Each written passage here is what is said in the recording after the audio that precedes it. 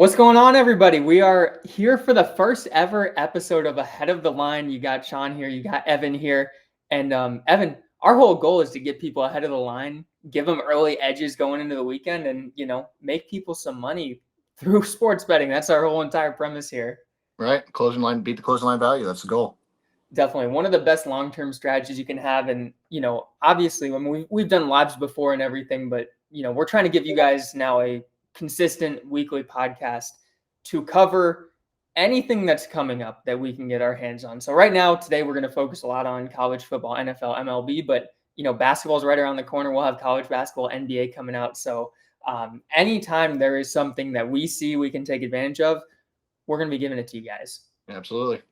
And I think one big thing as we get started, we're going to be going through top 25 college games. But Evan, we have switched up a little bit in October on what we're doing for the VIP plays as well. So everybody, you're getting a ton of free picks here. But of course, if you want our max 3-unit play a day, in October, it's a little bit different. One straight bet a day, one alternate slip a day. Evan, we're going to find out what is truly the best way to bet here. Right. It's the best way to find out. Just put them against each other and we'll see. We'll go a whole month. But we already want to know with the straight bets. Want to know what the straight bets? We have 31 days where you guys can figure out if you want to be an alternate better or if you want to be a straight better. They're both good, but we're going to find out what truly could be better in this month. And it's a great month because we have NFL, college football, NBA is going to start up, college basketball is going to start up, MLB playoffs.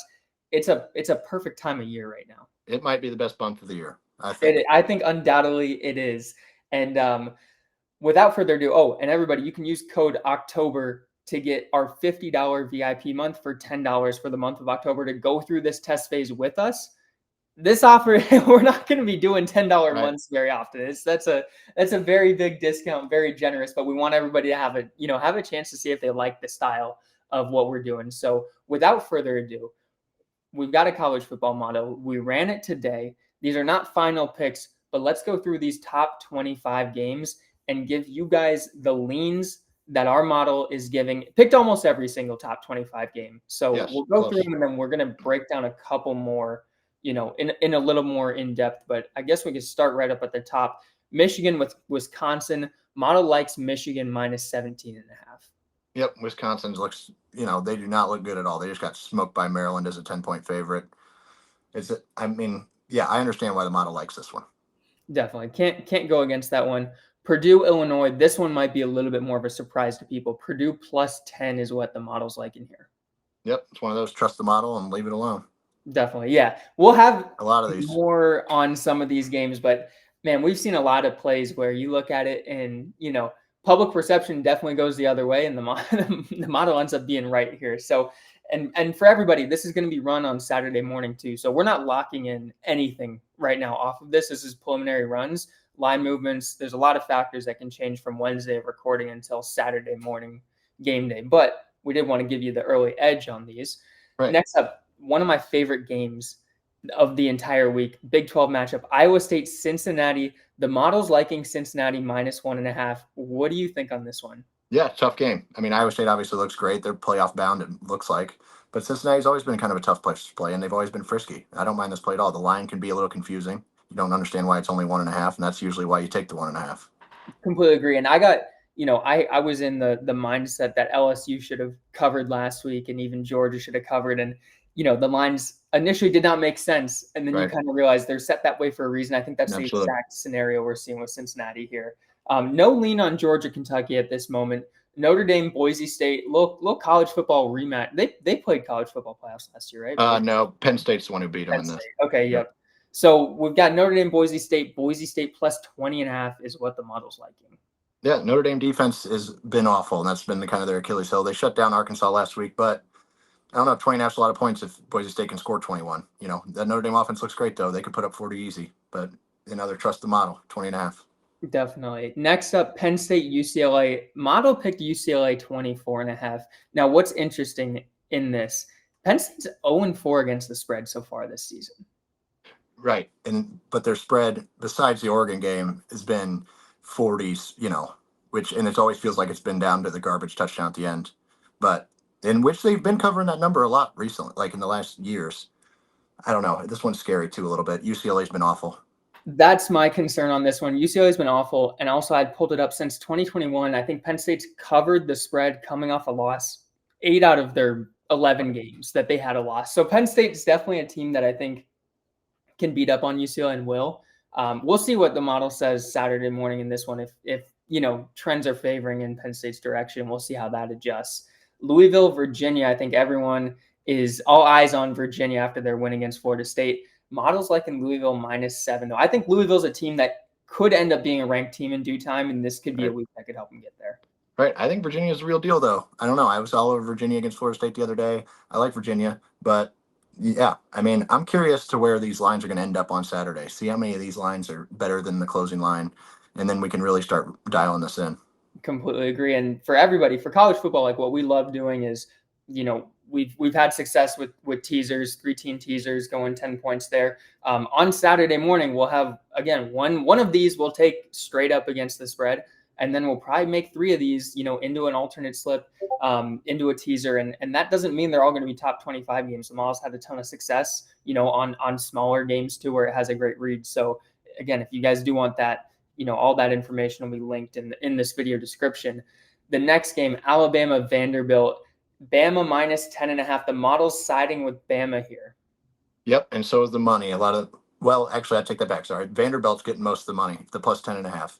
They're getting 64% of the bets, 74% of the money, but the over is getting over 80% of the money all across the board and bets over 55.5. I like Bama. I like the model there. Yep. This is an interesting game. I mean, it's a revenge game for Bama too. Vanderbilt kind of derailed their playoff hopes last year, and obviously Alabama's looking to right their wrongs here. So that's going to be a good game. Initially, I was with Vanderbilt thinking they could keep it close, but like you said, the money's going there, and then when the model is going there too, I'm Right. switching over to the Bama side for sure. Right. Another one that's a good game and maybe a confusing line to me. I'll see what you think of it. Texas, Florida. Florida is a 6.5-point underdog. The model is siding with Florida here. Yeah. I mean, it's tough. So 72% of the bets are on Texas and 65% of the money. The over is getting 80% of the bets, but only 40% of the money. So everybody's thinking that Arch isn't going to be able to score against Florida. The Florida defense is unbelievable. Florida offense is horrible. I think the under is really the play. I don't mind Florida. I think their defense is going to keep them in the game.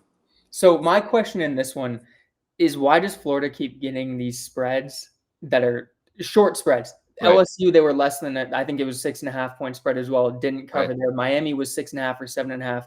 Didn't cover. What's different with this Texas game? Like, why does the market keep going Florida, being a pretty tough opponent for big time teams? I think, yeah. I mean, it's their defense. Their defense is keeping them in every game they're playing. Like DJ Lagway has not looked up to par, but I don't know. And I think they're going to give Arch Manning that offense fits. I think it's going to be low scoring. I think the under is the real play here, and there's a huge betting split on it. But yeah, I don't know. We'll see how long that goes. Billy Napier probably won't make it through the year, I don't think.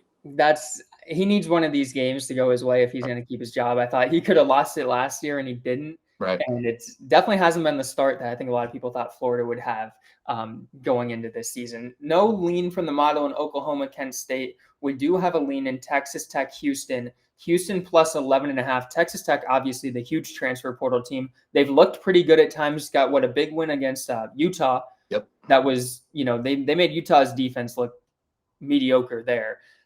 Do you like Houston here, or do you think Texas Tech can continue to put up points? I think it's a big number. 11.5 is a big number for a frisky team at home, Houston. But Texas Tech is the real deal. Money pays in college football now. They have I think it's the most expensive roster in the game, which is kind of wild to me. But yeah, I think Houston keeps it close. 11.5 is a big number. I like that. Next up, Miami, Florida State. I love this game. Florida State +4.5. I think Florida State's probably a very popular fade after their loss against Virginia, but this is at Florida State, in-state game. Model likes Florida State +4.5. That was my initial read on this. What are you seeing from this game?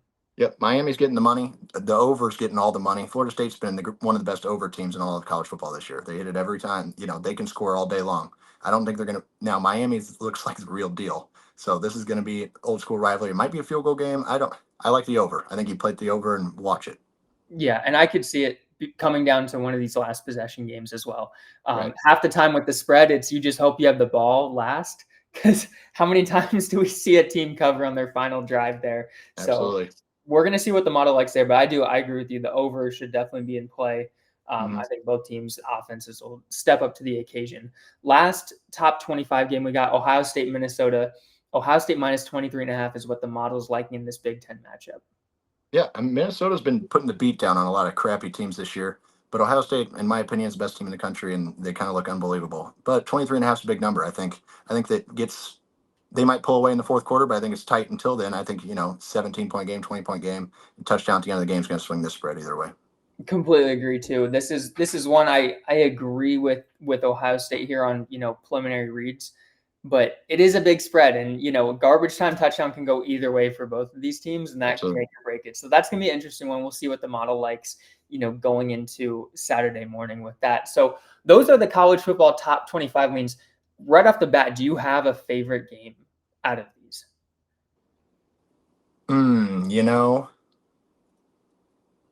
Well, it's a total. I mean, I like that Florida State over, that Florida State Miami over. Yeah, That's my favorite one there is. But model plays, I mean, that Cincinnati game's sneaky against Iowa State. I like that play too. I think that might be my favorite so far. And I think Michigan whoops up on Wisconsin. Oh, that's So I think amazing that, to see. yeah. And we'll definitely have a model play on that game, updated. But yeah, I'm not expecting that to flip over to Wisconsin. I think that the model will stay on Michigan right there. Yep, I agree. All right, so moving on, college football, MLB postseason. We hit our max play today. Our straight bet was the Cleveland Guardians in Game 2 of that series. What do you see for the long term in this playoff? Who's legit? Who's not? Right. Who's coming out of the AL? Who's coming out of the NL? Well, so the Phillies were the favorite for all the way up until the playoffs started. And then the Dodgers just flipped to the favorite once they put a 10 spot on the Reds yesterday. I still think the value's there with the Phillies. You can get them plus 350 or 450. The Dodgers are down to plus 375 for the NL at least. I think the Phillies are getting out of the NL. Now that's who they're going to be playing next. So whoever wins that series, I think that's it right there. The Brewers look great, but I think that's it. Whoever wins that series. The AL, man, I mean, if the Red Sox can stay hot, but I think it's a lot more of a toss-up in the AL. I think it can go a lot of places. I completely agree. I don't think there's a clear cut from the AL. I think the NL, like you said, it's Dodgers or Phillies, and I would be shocked if anybody. The Brewers are the real deal, but yeah, they are. But yeah, and you feel bad for the Brewers because do you really trust them when it gets to that moment to take down the Dodgers or the Phillies? And I just can't get there with them. I haven't seen it in my lifetime. Yeah, completely. I was with the Phillies for a while, but something happened about 10 days before the end of the regular season, and the Dodgers' whole mojo just seemed to switch. This entire year, they've lacked their swagger and their confidence. Even when they were in winning streaks, it did not feel the same or look the same as it did in other years. And the Dodgers, anytime they get on base, they do this little dance here. Right. Last year, if you guys remember, they were all in on that, laughing with it. This year, anytime, even in a big game, and when someone get a double, it just kind of be like, and they were done. And it's like something changed. But this Dodger team, I think a couple weeks ago, they started to get their feeling back.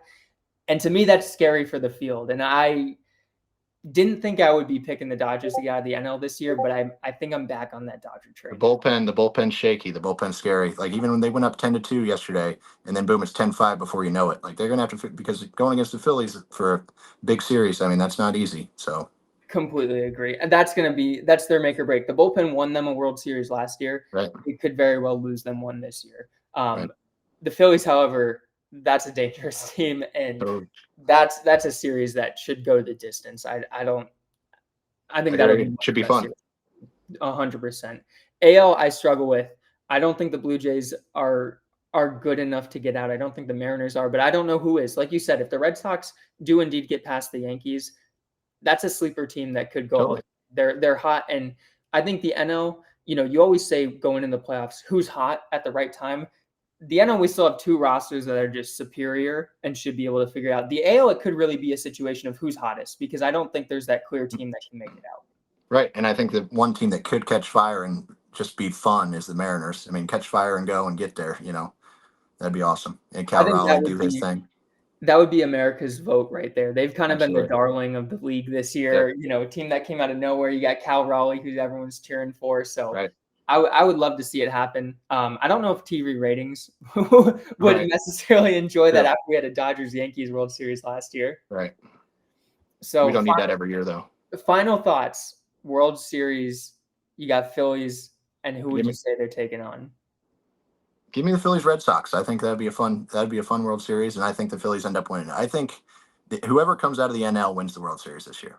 Completely agree. Whether it's Phillies, Dodgers, or even if it was the Cubs or the Padres, whatever happens I in agree. that in Game 3 there, I think all four of those teams, I would take them over whoever's coming out of the AL. I would like to say I think the Blue Jays can, but I just don't think they can get over the hump there. So Red Sox, I think, are the most dangerous team, I agree.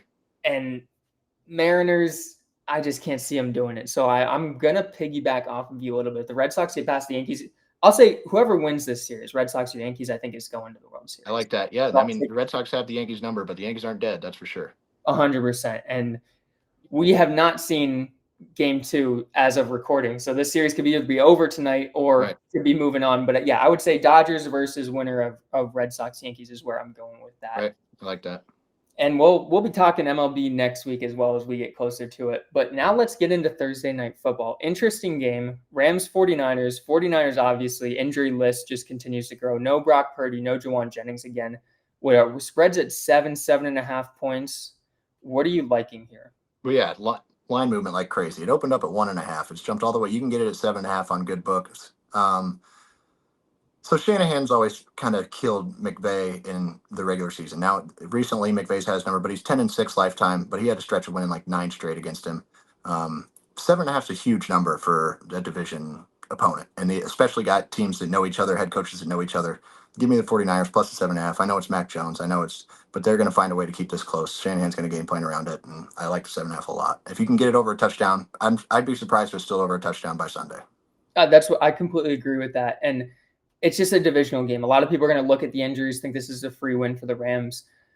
49ers aren't going anywhere, though. It's still a pesky team. They know the Rams. And like you said, Shanahan will cook up a game plan that's going to be really good against the Rams. And I think he fully trusts Mac Jones. I don't think they operate the offense that much differently without Brock Purdy. Mac Jones isn't Brock Purdy. I think Brock Purdy is still a better quarterback, but it's not that big of a drop-off that people make it. So I'm with you right there. I think the best play is 49ers spread to keep this thing close. Yeah, and those home games, when the 49ers play the Rams in L.A., it might as well be a home game for the 49ers. Like Matthew Stafford's wife was complaining about it last year, about them having to tell the crowd to quiet down. I mean, come on. There's no home field advantage. You're getting 7.5, division opponent. I love the 49ers. Completely agree. And yeah, they'll find a way to slow this game down as well. And, I'm expecting McCaffrey to have, a pretty solid game, heavy volume in this one, because they're going to want to keep Matthew Stafford and this Rams offense off the field. And so I think they're going to win the clock game, and their defense is still good. And they know the Rams, they know what they want to do. They know how to shut them down, which we've seen, them be one of the few teams who have really given Sean McVay trouble. So yeah, I think we'll see what the splits are come Thursday morning in this one. Yep. But I'm definitely, like you said, expecting to not be able to get this at 7.5, come kickoff. So another one that if you guys like the spread, you might want to lock it in early. I wouldn't be shocked if we're, making a straight bet or a teaser on this game. Right. I'm surprised it's still going that way, to be honest.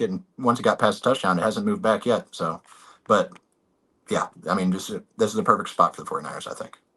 Definitely. Very, very interesting. And you always want a divisional win too, especially for a team that's banged up. Like if the 49ers could steal one here, that does a lot for their, their confidence and for getting healthy moving forward. So sticking into the NFL futures, it's been a wild scene so far. We've seen, Packers lose to the Browns, tie the Cowboys. We've seen the Ravens just completely fall off the face of the earth.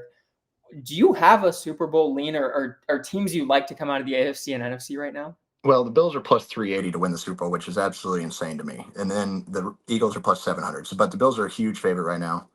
I don't like that price at all. It's overpriced. But, I mean, take a look at the Chargers, plus 1,400. But can they beat the Bills in the AFC? I think the Chiefs are very beatable this year, but we always say that, and then you know what happens. But, I mean, that's not a scary one yet. I know they took a bad loss last week, but it's still a long way to go in the season. A lot of things are going to change. They're plus 650 to win the AFC. Eagles, I think, are the best bet to get out of the NFC. I don't see who's beating them. The Bucks. I like the Bucks, but are they good enough to beat them? But they're plus 350 to get out of the NFC. There's nothing I totally love right now, but it's a long game. We got a long way to go. I completely agree. I think if I had to make a prediction, I was big on the Ravens making it, So out of the AFC. I thought they were going to win the Super Bowl this year. And obviously, I mean, look, their season's not over, but I don't have much hope for them either. I think the AFC is going to come down to, like you said, Bills and Chiefs are always going to be there. Chargers are they might be the only third team that I think has a realistic shot. I would like to say, can the Broncos do it? But I'm not taking them over any of those teams. I'm not taking the Colts over any of the three teams there. Right. They'll be in the picture, but I don't think they're coming out. So Chargers, I would really like to say it. I hate to say it that the Chiefs might catch fire and be the team that gets back to it again on a year where they're not supposed to. NFC, I think Eagles are very much so superior amongst the rest. Rams would be my second choice coming out of there. I don't know if you agree this. I was like this before the loss to the Browns and the tie to the Cowboys, but I don't like the Packers this year to get out of the NFC. Right before those two games, I really did. I thought they were flying a little too close to the sun. They were playing perfect. They were shutting down everybody. They were scoring. So I don't know where. I mean, yeah, the Lions. I like the Lions too, though. I don't mind the Lions, but the Packers, I think, might have been done. Lions would be my dark horse from the NFC. It's quiet around them, even though they've played really good football. I think the next time they play the Packers is going to be very different than week one. I just don't think they were ready for the season at that point. So, yeah, I'm interested in that. Future markets are going to be interesting to see how they continue to move. And we've got some big games coming up. So next couple of weeks, we'll really see if anybody can fully stand out there. Absolutely. So how we're going to round out this episode is with a Wanna Parlay slip. For anybody who's not on Wanna Parlay, only daily fantasy sports app where you can take spreads, money lines, over-unders in addition to your player props, which is why we love it so much, because all episode long we've talked about spreads and what we like, and you can't go take those on very many other apps, especially if you're in a non-legal sports betting state. So let's lock in a slip right here. We're going to take our 4 favorite game lines, and then it's up to you on Saturday morning or Sunday morning to find your favorite player prop. And the quick hack to getting a player prop in on Wanna Parlay is go to the MLB, take a player to not hit a home run or to not steal a base, something free. Unless you love a player prop, go ahead and take it. But if you want like your version of kind of a free square there, take the 9-hitter on whatever team to not hit a home run, or take Giancarlo Stanton to not steal a base. I'll take that one, any day of the week. But so Evan, kick us off with our first leg. Yep. Give me the Panthers money line at home against the Dolphins. Spread's 1.5. Tyreek's out now. I mean, I know the Dolphins won their first game last week. Panthers have shown flashes. They've also looked not so great, obviously. Love the Panthers here. Love the Panthers here. I've been waiting for the Panthers to show us what we thought they could be this year. And I still do have faith in the Panthers, so I like that. I'm going to rock for leg 2 with Cowboys money line. They have come close against the Eagles and the Packers, and they have a couple favorable weeks ahead of them. They might be the best 1-2-1 team in the NFL right now. Right. They are the only 1-2-1 team also, but you get what I'm saying. They could be 3-2-1 pretty soon and feel really good about a wild card spot, because I don't think they're catching the Eagles, but give me Cowboys money line. Right. Their offense is looking awesome. They're great. But, I mean, their defense just can't stop anybody. Them and the Ravens, 2 worst defenses in the league, which I never would have thought that would be the case. But, yeah, no, I like that play a lot. All right, leg 3, who are you rocking with? Yeah, we're going Tampa Bay, coming off the loss against the Eagles, plus 3.5 against Seattle, in Seattle. Baker's always going to keep that game interesting, keep it close, give them a chance to win at the end of the game. I'm no surprise if they go win that thing. I completely agree with that. I always love a spread. 1 plus 3.5 is a nice spread to have. Best number in football. And I love taking a plus 3.5 when I think that team can actually win the game as well. So loving the Bucks there. And then I'm going to round this out with Chargers money line. Tough, brutal loss last week to the Giants. I think Jim Harbaugh has them ready going into this week, and I think the Chargers are going to pick up a win. That's our 4-leg parlay on Wanna Parlay. Use code LINE for $250 free dollars. If you deposit $250, you get matched $250. One of the most generous welcome bonuses in the entire industry. 100% deposit match. Also, if you only want to deposit $20, you get matched $20. But if you're going to be in this for the long game like we are, $250 free bucks is a lot of free money. Take advantage of it. You might as well. Why wouldn't you take advantage of it? So that's going to round out our first episode. We'll look to do this every single Wednesday. Follow our socials. We'll have more updates there, but excited to kind of give you guys extended content, past what we can do, through a tweet, through the Discord, or on TikTok. So we will have our picks coming out Saturday morning. If you guys want our daily max 3-unit play, you know where to go. All the links will be posted in here. Evan, any final words for the people here? Right. We'll keep records to make sure you guys know which bets are hitting the best. And I mean, yeah, follow or fade. Hopefully you're following, but either way to win you guys money. That's the plan. Definitely. Yep. We're on a mission. We're going to make it happen. All right.